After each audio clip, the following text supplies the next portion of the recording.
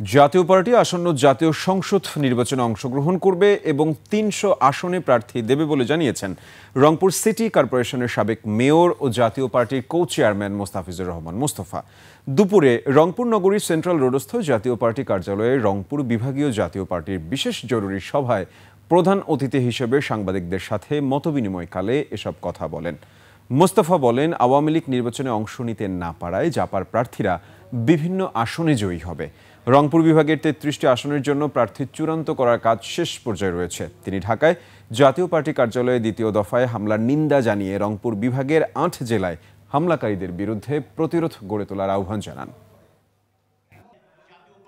কেউ যদি জাতীয় আওয়ামী লীগের সমর্থক হয়, মনে করেন জাতীয় আওয়ামী লীগের সমর্থক, সে কোনো তার বিরুদ্ধে কোনো মামলা মোকদ্দমা নাই, সে যদি যোগ্য প্রার্থী আমরা মনে করি, আমরা দেবো না কেন? দেবো, অবশ্যই দেবো।